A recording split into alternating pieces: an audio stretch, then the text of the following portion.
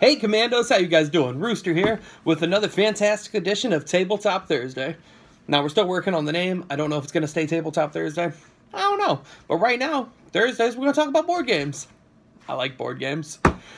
This week for the inaugural session, we're going to talk about a game that I actually did an unboxing of 4 months ago. We're going to go a little bit more in detail with it. It is going to be Whitehall Mystery from Fantasy Flight Games. This game is, in essence, the little brother of one of my favorite board games, Letters from Whitechapel. This game is a much lighter version. It's not as heavy subject material, whereas instead of playing as Jack the Ripper, you're playing as the Whitehall Mystery suspect who might have been Jack the Ripper. And they don't really go into details much where, you know, you're killing prostitutes and Letters from Whitechapel. In Whitehall, you're just leaving these little chits, which are body parts. As they're, I believe the historical significance is as they are building Scotland Yard, or, not Scotland Yard, one of the, police department. So, yeah, cool. So, here's a quick pic of, what the board would be set up, and how it's going to look whenever you're getting ready to play.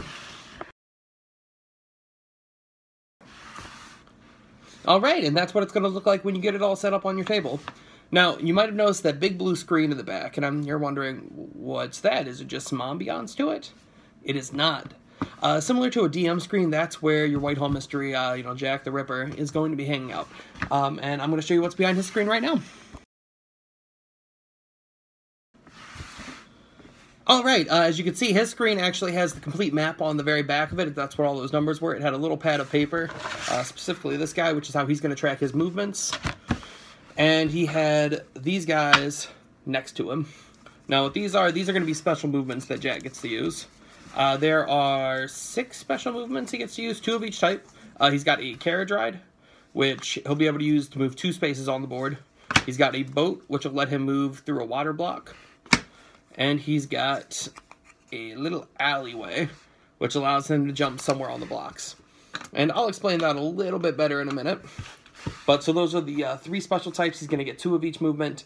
And unlike Letters from Whitechapel, he's not going to get things back per round, because this one's going to be a little bit different. Now, in Letters from Whitechapel, you're doing it over 4 different nights. In Whitehall, you're doing it over the same day, but you're going across the 4 quadrants of the board.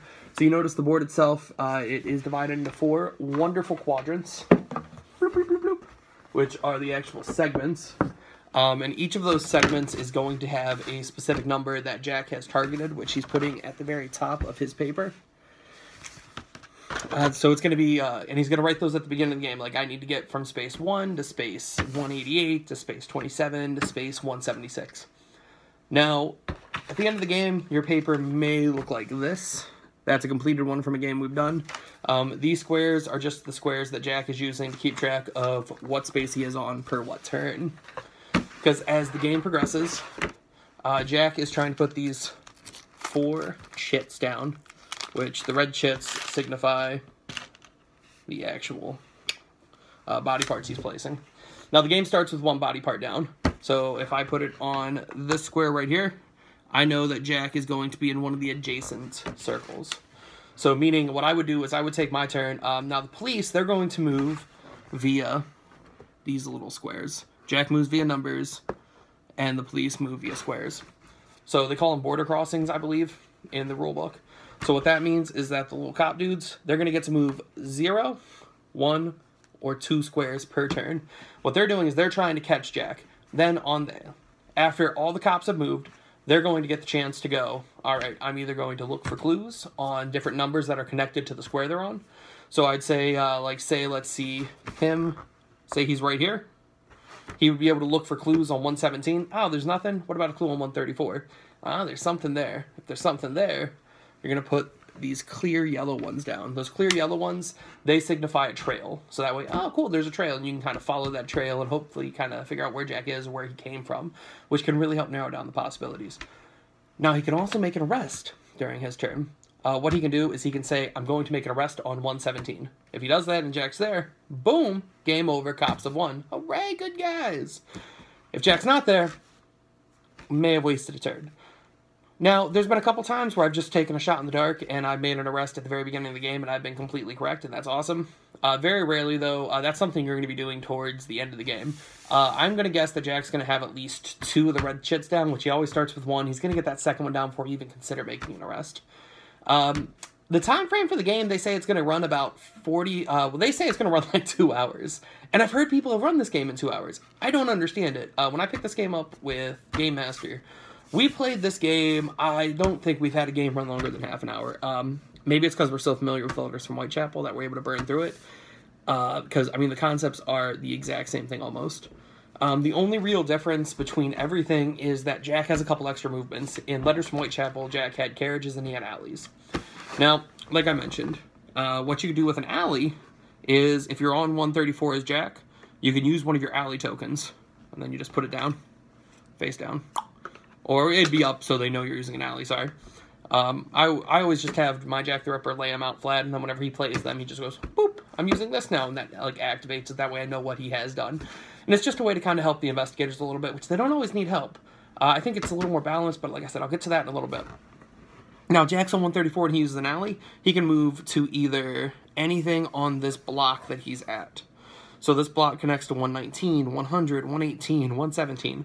So Jack could try to evade police going from 134 all the way up to 100. That'd be really cool. If he's using one of the carriages, what Jack could do is he can move 2 spaces, and he's able to move through a crossing that already has a police officer.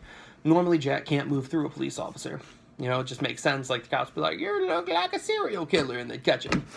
So if he's on 134 and he uses a carriage, he can go 117, 118. Now, it's going to take 2 of his movements phases. So if he's on, you know, phase 3, he's going to pop up to phase 5 right there. And then finally, water. I'm going to flip the board around so I can see a water space. So you've got a couple water blocks on the board. There's this big canal right here. And then there's a little canal over here on the bottom of the board, but I'm just going to focus on the big one because that's the one that makes the most sense. Now, water spaces are blue. Jack can move into those spaces, no problem. The only way he can go from, like, 131 over to 143, though... Sorry, there's some glare, guys. Let's see. Like I said, the only way he can go from, like, 131 to 143 is if he uses one of his boat cards. Now, this is great for Jack, because Jack's probably almost always going to pick something that's in this segment. Just, it makes a little bit more sense, gives him a little bit more breathing room. And if you get the police down there, it's really easy to trick them up because they don't have a way to cross water as easily as Jack does. So one move he can get across the water. I mean, the only problem is you say, hey, I'm using a boat. They know he's going to be on a blue space. He was on a blue space and he's going to another blue space. But trying to get there quick enough, it's rough, guys. Like, trust me, I've played both sides of this, and it's tense as the cops at times.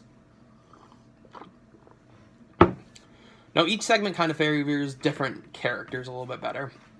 There are special powers that each of the officers have.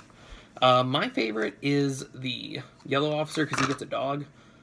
That's pretty cool, and it just helps him move. Pretty much it helps him move, it helps him search a little bit more. Sergeant Arthur Ferris, the blue guy. He's going to once per game, you can make 1 boat movement with your figure, which means he gets to cross water, which is really cool. The red guy, he's going to get to use an alley movement. And then, in essence, the dog's helping him hunt out Jack the Ripper a little bit better. So it gives him a little... So they have a little bit of powers that kind of help. So in a way, they took what they gave the officers in Letters from Whitechapel, and they improved it a little bit. So yeah, I mean, that's the game in a nutshell. If we're lucky, we're going to get a game play of this in the near future for the Commandos. I'd love to not live stream it, but I'd love to videotape and just show us playing it. Because this game can be quick, down, and dirty. We could play this in as quick as 15 minutes. Might take as long as half an hour, but I think this would be a great game that if we're trying to videotape them, I think it'd be a great one to do. Because it's very popular with the Commandos right now. But yeah, I mean, that's the basics of the game. Overall, I love this game. I think it's a perfect 2-player game. You can play it with more people. If I was going to have more people play, I would pull out Letters from Whitechapel, personally. The lead investigator is really fun. Like, this one, it automatically tells you, like, I know yellow dude's going to be number 1, red dude's going to be number 3. It gives you a little number on their guy. So I don't need that. Like, I love Letters from Whitechapel, and it's a much bigger game. Whitehall, though, it's a small game. It's perfect. It's quick to get to the table. I could set this up in under 5 minutes if I have an experienced player who's going to play Jack. They don't need any explanation. They already know how to play Whitechapel. And even inexperienced players pick up Jack and the cops so quick. It's fun. It's tense. Like, the entire game, you're just looking at your friends like, well, fuck yourself. Why'd you move there? Where are you? And I think it's fantastic. This is one of my favorite games of 2017. I was so happy to pick it up. I picked it up on a whim. It's one of the greatest whims I've made a game. I think you're going to be able to pick this up between $40 and $60, depending on where you're picking it up. If you go out to your friendly local game store, they might not have it. They might need to special order it, because it's not the most popular game, because Letters from Whitechapel is already a game out there, and it's a fairly popular one. Hidden movement-wise, though, I would probably put this one. I mean, this is a top-notch game for hidden movement. So if you're looking for something a little easier than Letters from Whitechapel and a lot quicker than Letters from Whitechapel, I would highly recommend Whitehall Mystery. All right, guys. I hope you like this one. We changed up the production values a little bit. So if you didn't like that, let me know. Let me know what sucked. I need to know what to fix on these. These might be more written reviews in the future, but we're trying something different here, and I had a little bit of free time, so I hope you liked it. With that, thank you so much. If you like this video, please hit the like button. You know, share this video with your friends. If we're on YouTube and you're watching it there, subscribe. That'd be really cool. Then you can see the other videos we're making. That'd be pretty fun, right? And until next Tabletop Thursday, this is Rooster, signing out.